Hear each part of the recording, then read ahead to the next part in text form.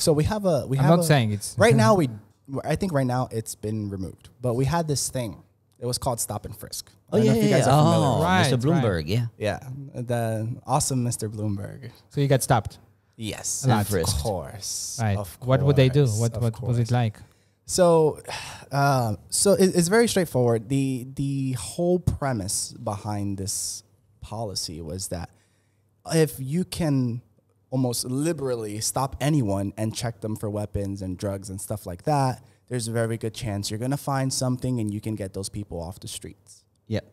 But there's no guidelines to how to actually do that.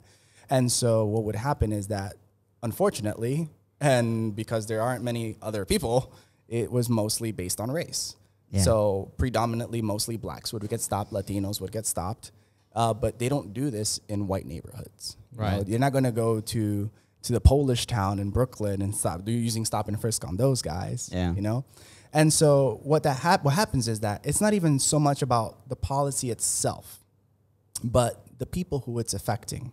So let's say if you look at my situation, if I'm a kid, like I'm 11 or 12 years old, and I'm outside with my friends, we're hanging out at the park or, minding our own business, and the police just come up and say, wait, what are you guys doing? Okay, get up against the wall. You got Wait, anything? 11? Yeah. 12? Yes, of course. Yeah. Wow. Yeah. It's like that. See, that's what I said the other day. I didn't experience this thing. I was just saying the other day that now here with the situation, people walk away in the street and I'm like, I'm not used to it.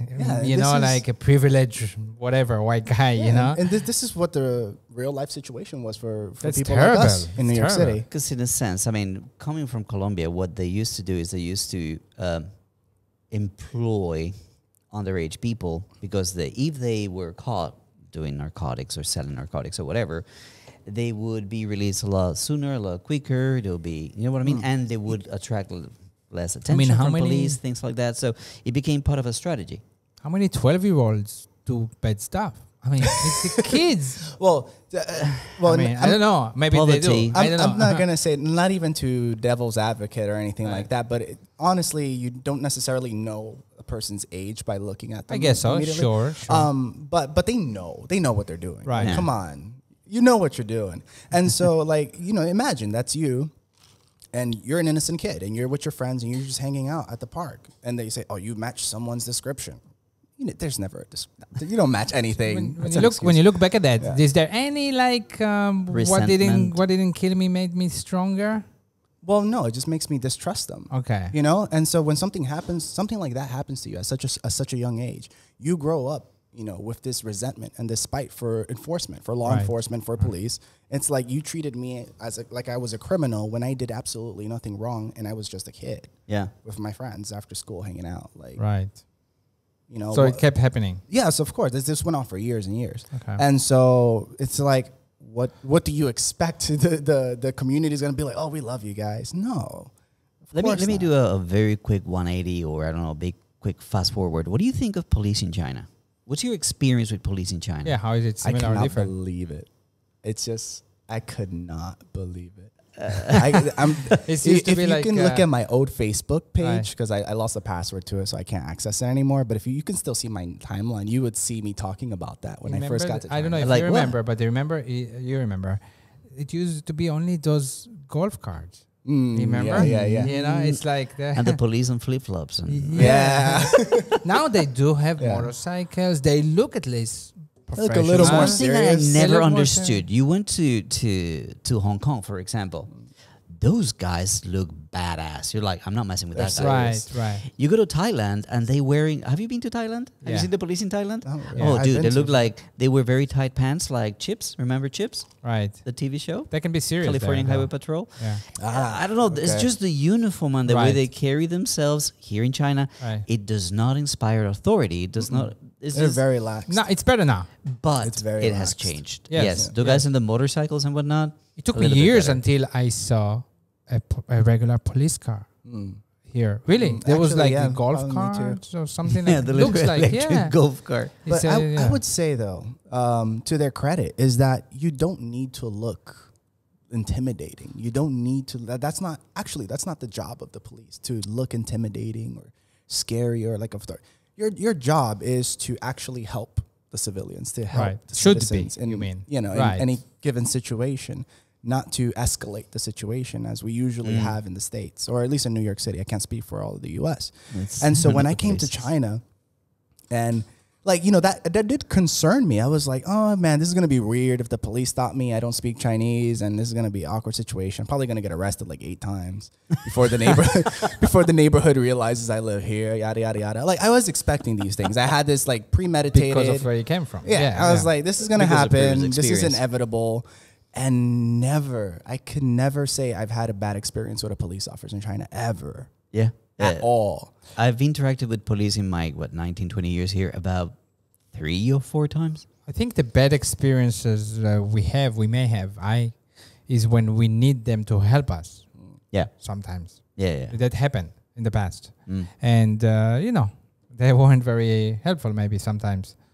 But Well, that exists in other places too. I don't know if you guys were aware of my situation, but we had like a foreigner that passed away at the workplace. Right, you wrote about at a it training before. center. Right. I wrote about it, Yes. and I made a couple of videos about it, and I needed help. I mean, I didn't know Right where to do, things were yeah. coming, and I didn't know what to worry about. And well, so that became a little bit of an issue when you need to trust the police. You need that things are going to be looked at fairly, Objectively. objectively. And it was not so smooth, I guess. It was very smooth. It was. That's what I'm Yeah. saying. Oh, It was okay, very, it was very comforting to know that they were looking at it just with a very unfiltered lens. They were Right. just like, let's Like, see this what happened. this is. Face value. Exactly.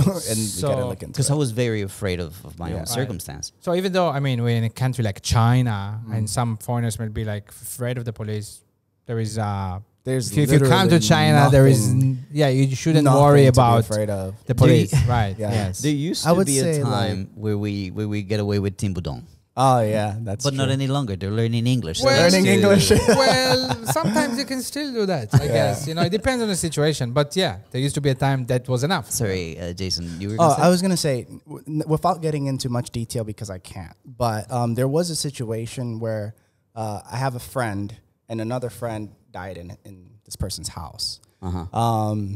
That was I very think I know the unfortunate. situation. Yeah, right, you're familiar right, with it. right. Okay, it's a very unfortunate situation. Like, wow, it was really, Yeah. it was something else. It took me back. It was tough. Right.